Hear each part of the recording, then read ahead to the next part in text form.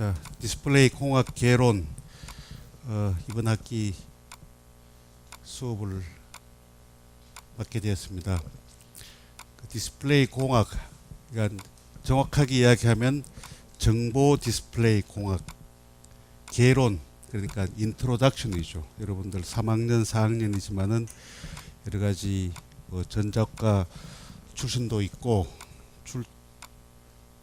배경이 전작가가 다 100%네요.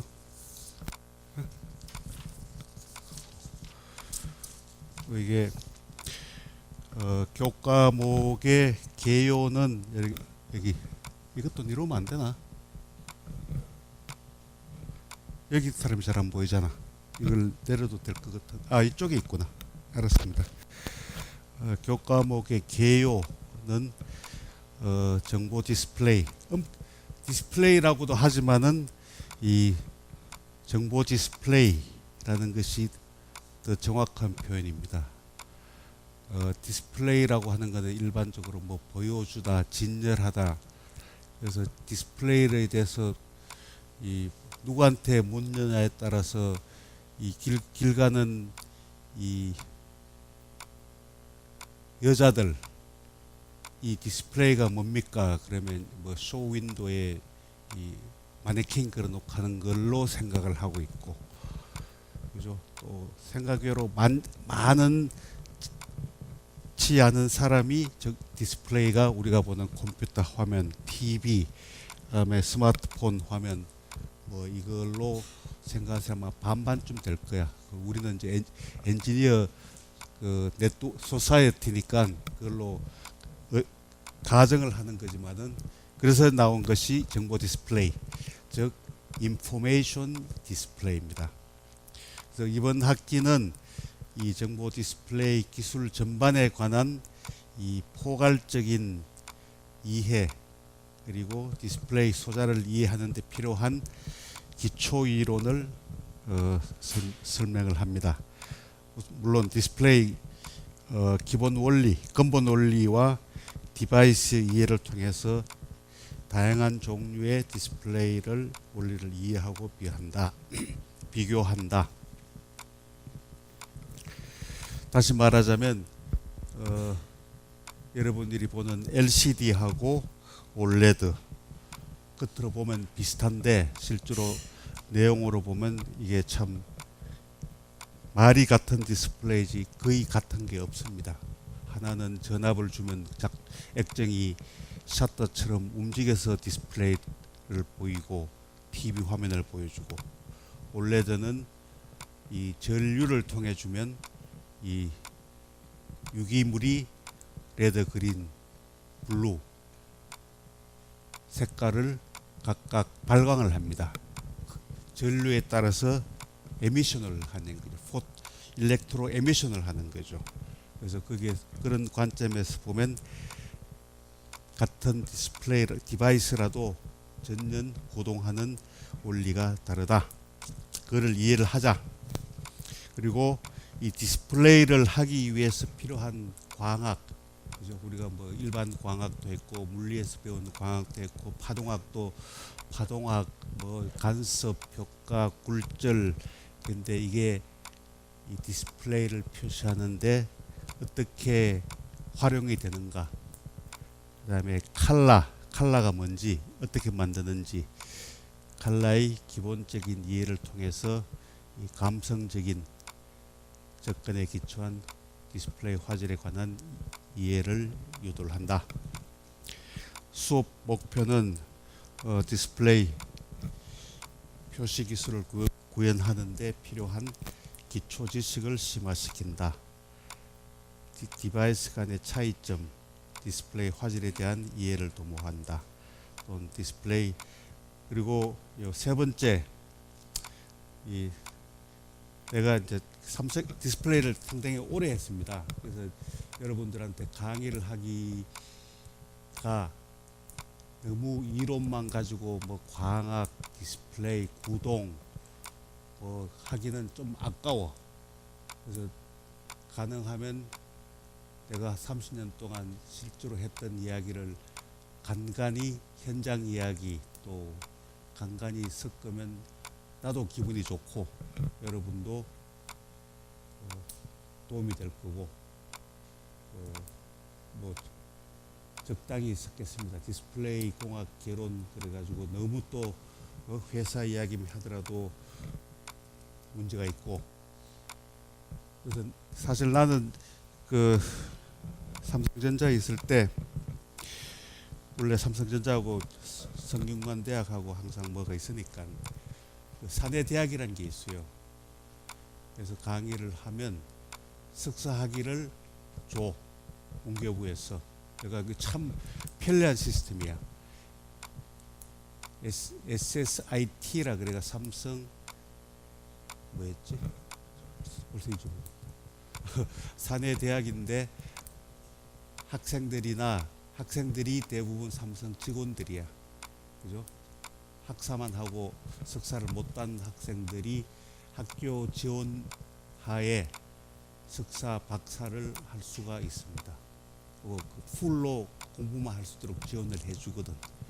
거기서 한 8년 9년을 디스플레이 공학 뭐 등등을 해서 했는 그것도 있고, 그래서 그때 내가 느낀 게, 야, 디스플레이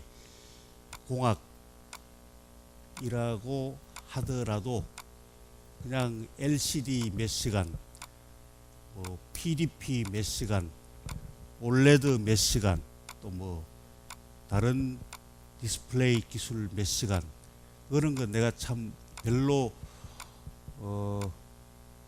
이 바람직하지 않다고 봅니다. 이것도 그래도 뭐 4학년이고, 그죠? 그때 성균관대학교에서는 대학원생들이었지만 이만은 어쨌든 디스플레이 공학이라는 것이 사실은 정립하기 굉장히 힘들었던 경험이 있어요. 왜 그러냐? 디스플레이라는 거는 이게 뭐 고체 물리, 뭐 전자공학 뭐처럼 이렇게 이 반도체 공학처럼 이렇게 차근차근 뭐가 축적이 돼서 나오는 이 하나의 학문이 아니고, 그냥 만들다 보니까 디스플레이가 되고 기업체에서 너무 빨리 성장을 해버린 거야. 이게 기술 체계화를 하기 전에 디스플레이라는 게 뭐 그냥 TFT LCD 됐다가 이거 갖다가 PDP 갖다가 자기들끼리 막 싸우고, 또 올레드가 좋다 그러고, 이게 사실은 학문적으로 체계를 만들기 굉장히 어려웠던 학문입니다. 그래서 이제 디스플레이 공학이란 거를 뭐 여러 군데서, 여기 책도 있습니다. 디스플레이 공학 같은 책도 두 종류가 나와 있고, 서울대학교에서 가르치는 책도 있고 하지만은 바람직한 디스플레이 공학이라는 거는 이 디스플레이를 만들기 위한 이론적인 기초, 그죠? 그거를 토대로 해가지고 여기 적혀 있습니다. 수업 목표, 수업 교과목 개요에 적혀 있듯이 이 디스플레이 소자들의 동작, 구동 방법, 소자 특성, 그 다음에 앞으로 차세대 디스플레이가 어떻게 전개될 것인지, 플렉시블 디스플레이가 뭔지, 어떻게 될 것인지, 그리고 이 에머징, 즉 떠오르는 디스플레이 기술 이해를 도모한다. 그래서 좀 이론적인 디스플레이 배경, 그다음에 디스플레이 공학이라 그래서 뭐 그냥 LCD 10시간, 몇 시간, 올레드 몇 시간 하기보다는 공통점, 차이점, 또 구동 방법 뭐 등등을 해서 하나의 체계화를 하려고 노력을 했다. 그리고 이제 강의 내용에 보면 디스플레이 기술 동향 1, 2, 3, 4, 5, 6, 7까지 적혀져 있습니다. 이거는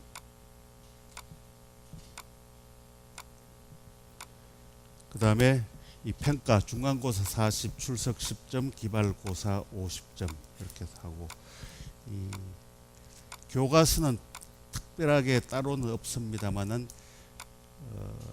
강의 노트, 여기 좀 빠졌다. 강의 노트 위주, 내가 전부 만들어서 뿌리는 그 강의 노트를 기준으로 하겠습니다.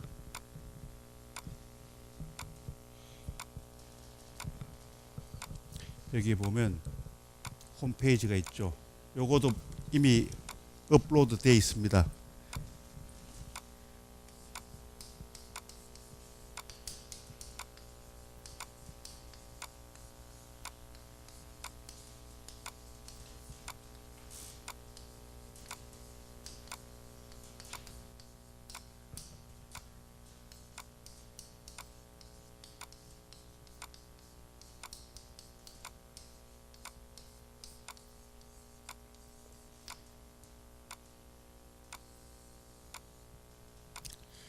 그 다음에 이게 그 PDF 파일로 해가지고 DDLab에 업로드가 되어 있습니다. 오늘 요것도 이미 올라가 있습니다. 여러분이 그 사이트를 내가 가르치지 않았기 때문에 소음 맞추고 한번 들어가 보세요. 이게 패스워드를 걸기는 걸었는데 그냥 간단하게 디스플레이입니다.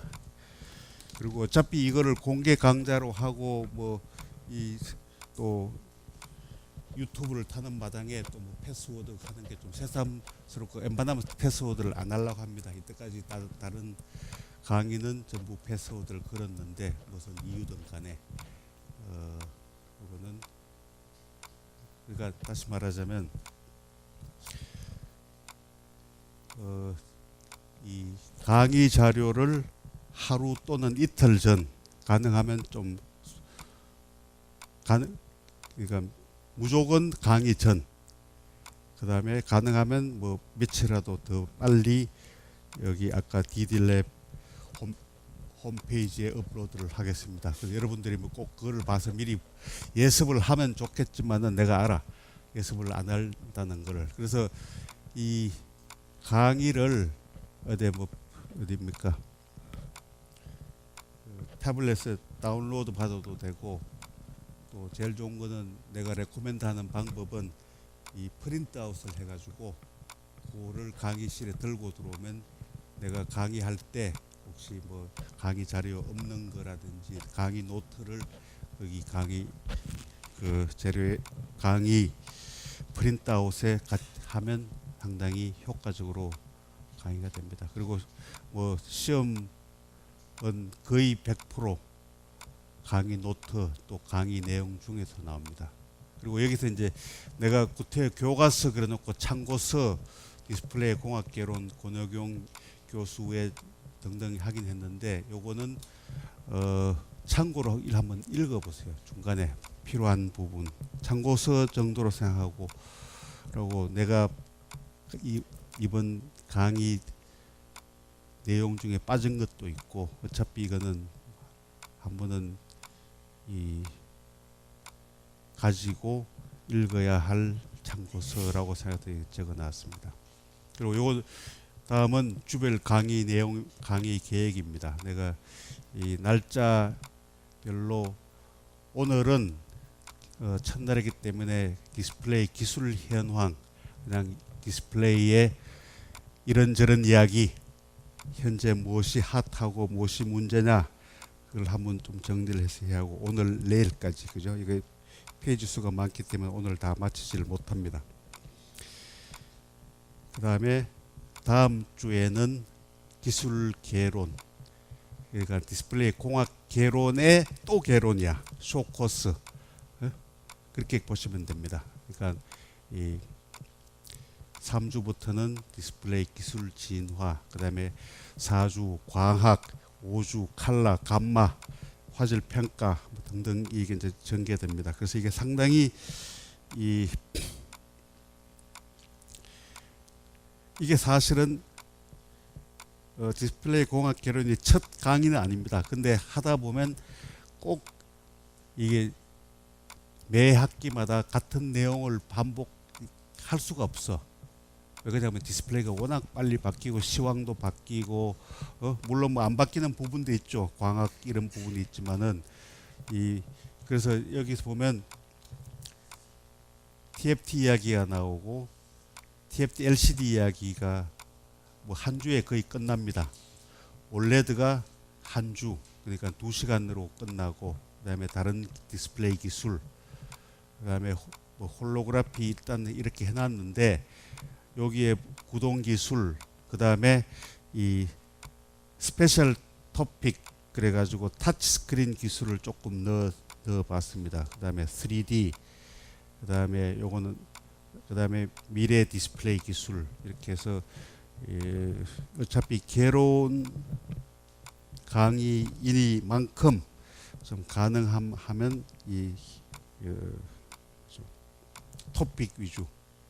그러니까 사실 내가 봐더라도 이게 굉장히 범위는 굉장히 넓고 미래 기술부터 옛날 기술부터 요사이 뭐 타치 기술까지 이걸 좀 욕심으로 넣었습니다. 그리고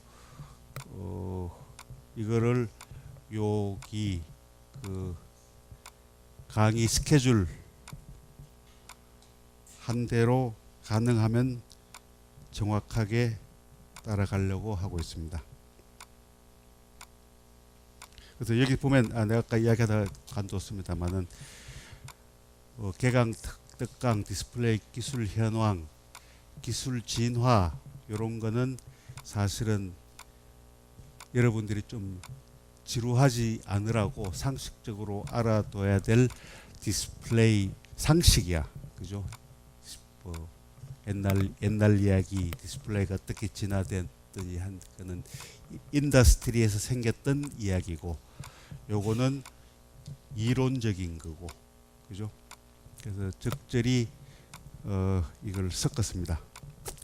그래서 6월 중순에 강의가 끝나고요. 자, 질문 뭐 있습니까? 그리고 질문 등등은 가급 학생들이 참 질문을 안 하더라. 내가 쭉 보니까 대학원생이든 보니까 질문이 있을 법도 한데, 그리고 수업 시간 중에 아무 때나 질문을 해도 좋습니다. 그게 좀 뭐 하면 수업 휴식 시간에 질문을 해도 되고, 가능하면 조금 이렇게 피드백 있는 강의가 됐으면 좋겠다 하는 얘기입니다.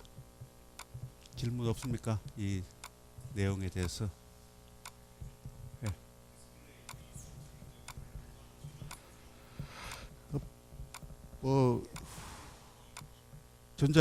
전자공학 개론 정도는 있을 거고, 일렉트로 전자기학, 그죠?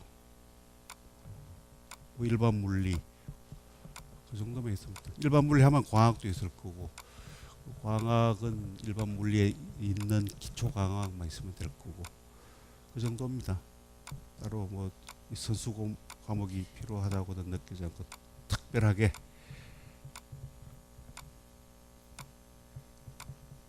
자, 그러면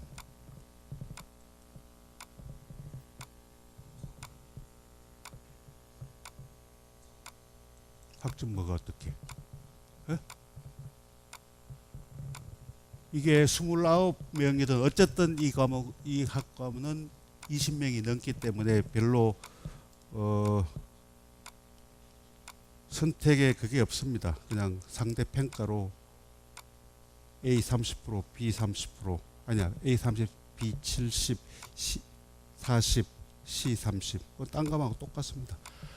근데 나도 학점을 낼 때마다 어떤 학기는 굉장히 우수한 학생들이고 열심히 하고, 어떤 학기는 뭐 조금 멍터리 학과도 있고 고민을 하는데, 묘하게도 시험을 딱 봐가 성적 분포를 이렇게 내다 보면 어쩌면 그렇게 A와 B와 C가 선명하게 딱 갈라지는지 몰라. 고민할 게 별로 없더라고 이때까지 진짜. 그러니까 요 그룹은 제대로 알아듣고 뭐 거기서 A 플러스 나올 수도 있지만은, 그러니까 굉장히 가우시안 분포로 아주 잘 갈라지더라고. 그러니까 A하고 B급 사이에 뭐 아슬아슬하게 몇 점 차로 떨어지고 하는 케이스를 못 봤어요. 딱 이렇게 돼. 그건 걱정하지 마. 공부만 열심히 하세요.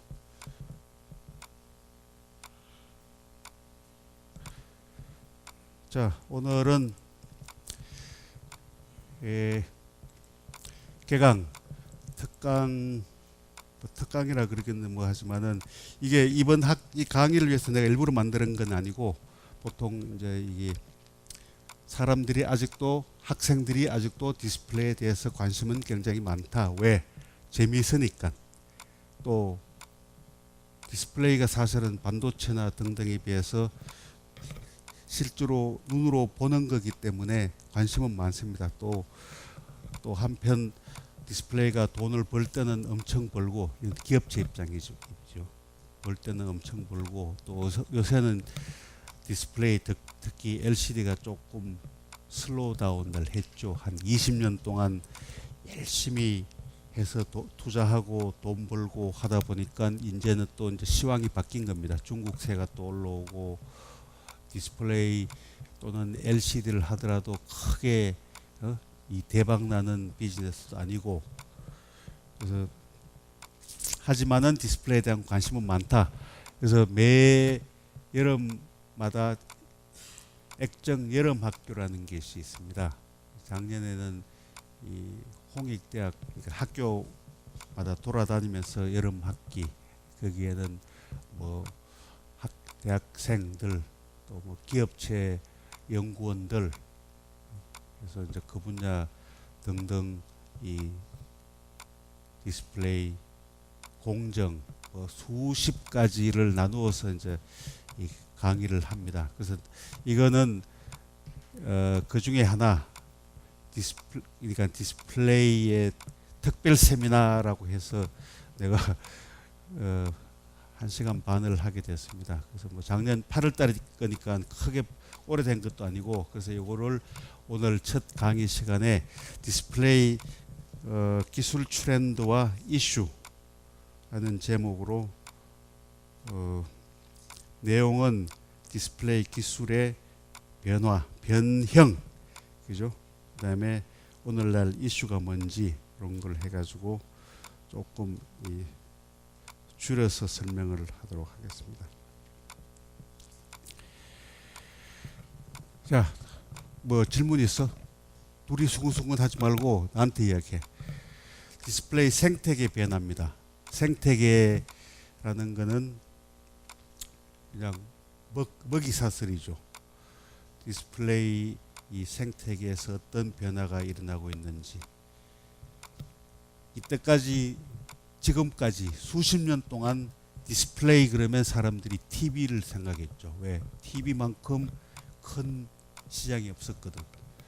1년에 TV가 몇 대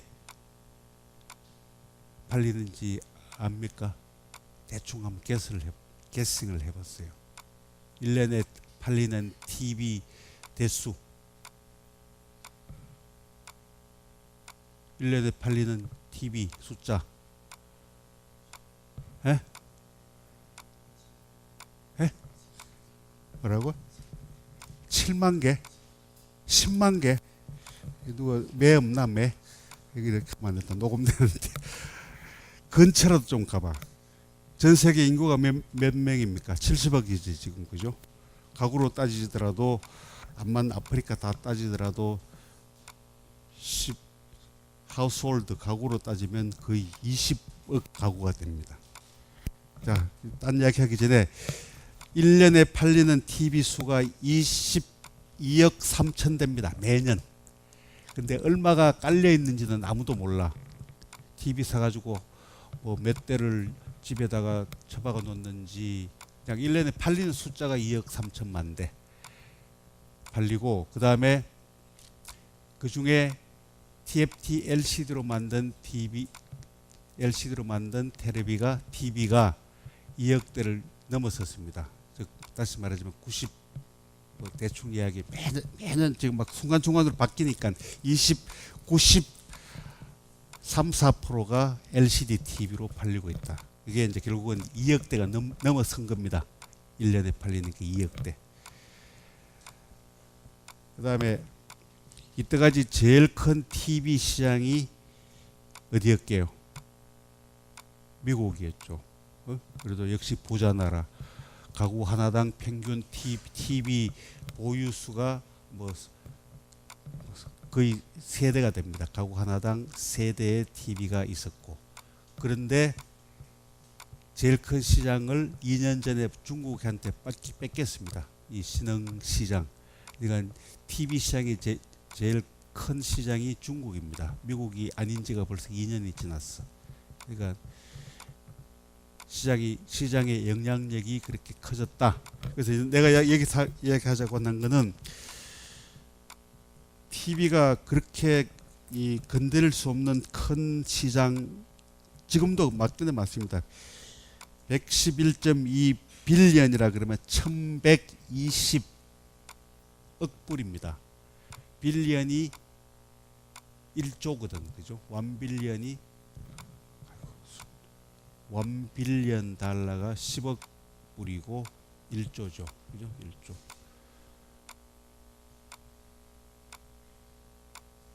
그러니까 1110억 불 TV 시장이 2012년이고, 근데 갑자기 나타난 불과 몇 년 되지 않는 스마트폰 시장이 1430억 불입니다. 2012년. 이 벌써 TV 시장을 넘어섰다는 거죠. 요만한 이 스마트폰, 젊은 사람들이 가지고 가는 폰이 TV 월드와이드 TV 시장보다도 더 커졌다. 갑자기. 그 다음에 차이나 파워. 이때까지 한국 삼성 LG가 50% 이상, 전 세계의 TV의 50% 이상, 또 LCD 패널의 50% 이상 디스플레이 왕국이라고 막 했는데, 아직은 왕국은 왕국입니다. 근데 그 자체가 좀 흔들리고 있다. 이 차이나 파워가 여기 이제 BOE, 이게 동방, 중국 정부의 이 지원, 파격적인 지원. 왜 그러냐면 시장이 제일 크니까. 뭐 이거는 시장이 있는 곳에 시장이 있는 곳에 돈이 있고, 돈이 있는 곳에 이 인더스트리가 있습니다. 그리고 터치스크린 기술이 우주선처럼 여기저기 생겨서 서로 기술 경쟁을 하고 있고, 이거 어떻게 보면 디스플레이 자체보다도 터치 스크린 기술이 더 시끄럽고 더 돈이 되는 기술로 되고 가고 있습니다. 그래서 이제 생태계 변화, 그런데 불과 몇 년 전만 하더라도 이거를 생각도 못한 거죠. 올레드가 뭐 성장은 했습니다. 휴대폰, 뭐 갤럭시 폰에 성장을 하기는 했지만은 그 성공을 바탕으로 TV에 들어가려고 진입을 했는데 이게 만만치 않습니다. 이 불확실성, OLED TV의 불확실성이 지금 아직까지도 진행 중이고,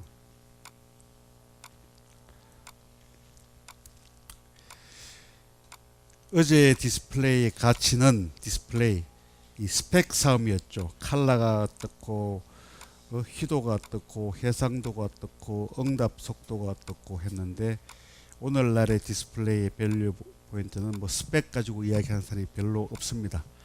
뭐 물론 중요하지 않다는 이야기가 아니고, 이제는 그건 하나의 그냥 기정사실로 두고 오늘날 디스플레이의 밸류 포인트는 이 얼마만큼 이 편리성, 컨비니언트 펑션이 있느냐, 아니면 유저 익스피리언스가 얼만큼 편리하게 되어 있느냐, 그 다음에 이 인터랙티브, 예를 들면 터치 기능, 그 다음에 이 디자인, 얼마나 얇고 얼마나 슬림하냐, 그런 이 디스플레이에 대한 이 밸류가 달라지고 있습니다.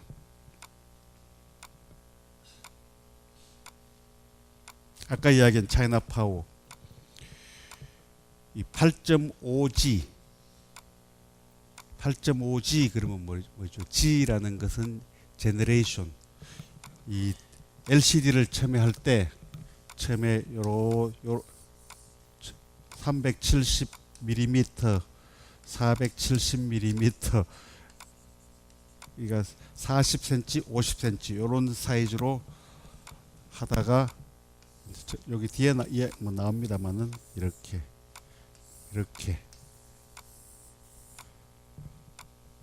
2G, 3G, 4G 제너레이션 이야기입니다. 두두두두두 가다가 8.5G, 지금 최신 이 유리 사이즈입니다. 마더 글래스라 그러죠. 이거를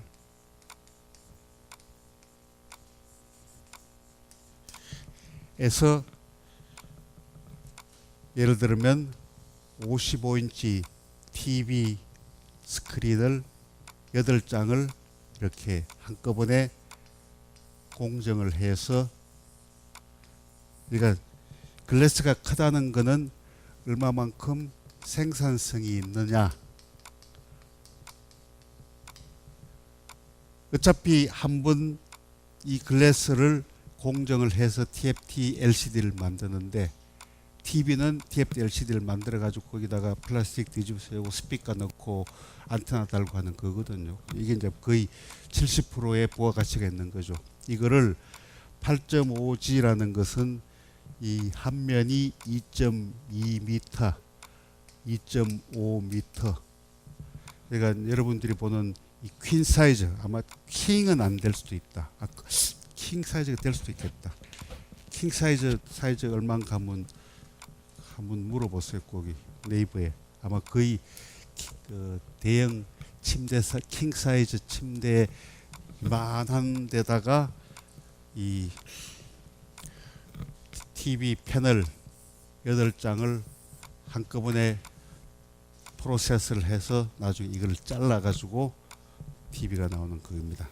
생산성, 공정 능력, 이게 결국은 이 중국 신흥 LCD 업체들도 양산을 하고 있다는 그 이야기입니다.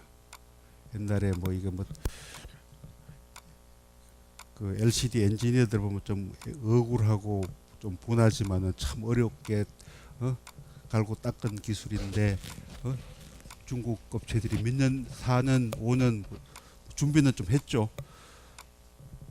그래서 이 대형 글래스에다가 이걸 공정을 해가 수율 해가 자기들이 또 TV 55인치 만들어서 국내에 내다 팔고, 참 정말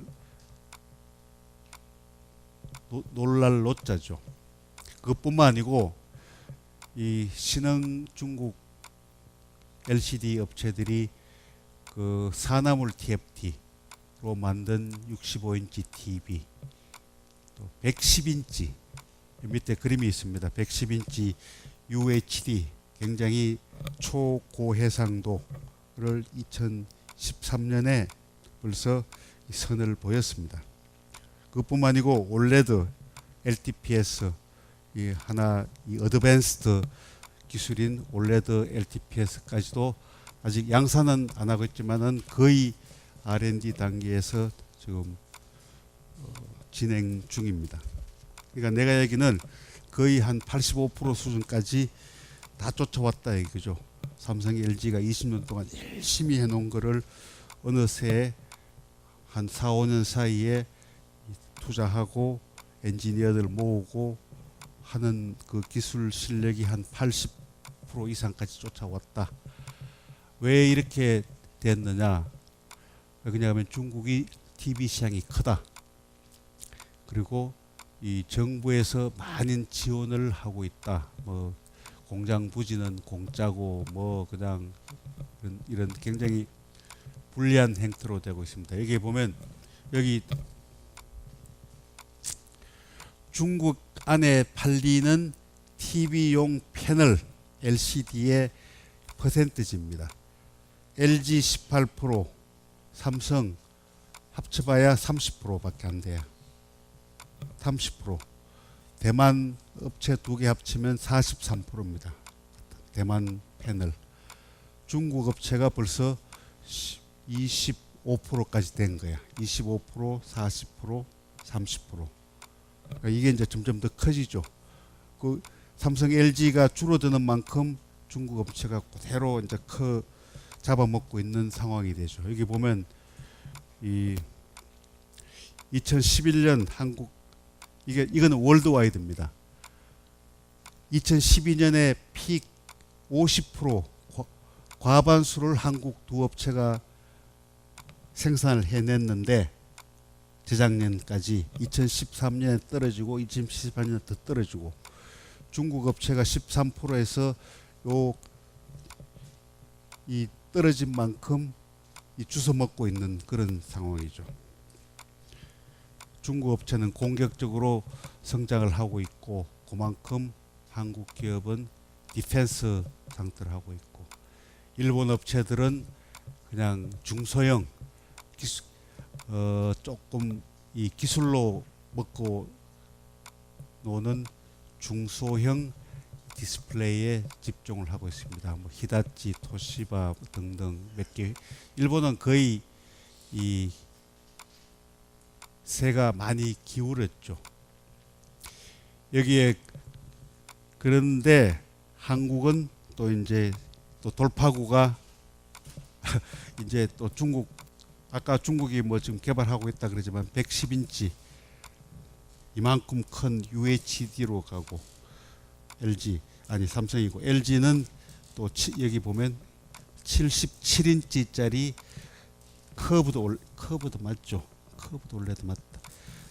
올레드로 지금 또 이제 신시장을 열려고 하고 있습니다. UHD 아니면 올레드로. 그러니까 지금 디스플레이 상황이 굉장히 타프하고, 뭐 좀 해놓으면 금방 쫓아오고, 뭘 좀 하려고 하면 또 딴 걸로 쫓아오고. 그런데 이제 올레드라는 놈이 또 이제 그게 중요한 하나의 축으로 떠올랐는데, 중소형에서 스마트폰까지는 올레드가 잘 먹혀들었죠. 갈렉시 폰 뭐 성공적으로 잘 했는데, TV에서 삼성, LG가 올레드 TV를 해서 딴 사람들이 딴 업체에서 못 만드는 걸 하긴 했는데, 이놈은 또 TV가 그 힘들게 만든 올레드 TV가 만들어 놓으니까 사람들이 안 사는 거야. 비싸다고. 그것도 이제 딜레마야. 그 힘들게 개발해 놨던 올레드 TV를 시중에 떡 내놨더니 도대체 팔려야지. 안 팔리면 값은 또 계속 안 떨어지고, 그죠? 그러다 보면 라인 이 투자도 못하고, 이러지도 못하고 저러지도 못하고, 이제 유일하게 남은 올레드 TV로 이 성부를 끌은 데는 사실은 LG 디스플레이인데, 이게 어마어마하게 지금 손실을 보고 있습니다. 이거 이제 일단 뺀 칼을 계속 휘둘러야 되는데, 시장의 반응은 시큰둥하고, 또 안 팔리니까 생각해 보세요. 이거 뭘 하려고 투자해놓고 기계는 계속 돌아가고 있는데 밖에서 물건은 안 팔리고, 안 팔리면 또 값을 또 내려줘야 되죠. 비싸니까 안 팔리니까. 이게 계속 악순환이 되고 있는 상황이죠. 팔리면 또 회사 손실은 더 커져야 되는 거고, 그렇다고 또 문을 팍 닫기도 뭐 하고, 딜레마입니다. 그래서 이때까지 풀 HD, 여러분 풀 HD가 1920 곱하기 1080의 해상도를 가진 200만 화소, 즉 200만 픽셀 수를 가진 지금의 거의 표준품이 됐는데, 또 갑자기 UHD라는 또 이 4배 800만 화소를 가진 TV가 또 튀어나옵니다. 어떻게 보면 이거는 이 사람들이, 디스플레이 업체들이 드라이브를 한 거죠. 기존 시장에서는 자꾸 이제 이 정체가 되니까 다른 기술, 다른 제품으로 계속 새로운 시장을 열어가려고 했고, 그 다음에 이 84인치 또 110인치까지 상용화가 되었습니다. 그리고 이제 UHD는 중국을 위시해서 어느 정도 팔리고 있고요. 그 다음에 이 롱웨이트, 이거는 뭐 소비자가 롱웨이트 했다는 이야기보다도 엔지니어들이 롱웨이트한 올레드 TV가 벌써 뭐 1년도 넘은 이야기입니다만은 55인치가 1000만 원대, 뭐 750만 원대까지 내렸습니다만은 시장은 아직도 호응을 하고 있지를 않습니다. 아까 이야기했듯이 좀 이렇게 딜레마에 빠져 있는 상황이죠.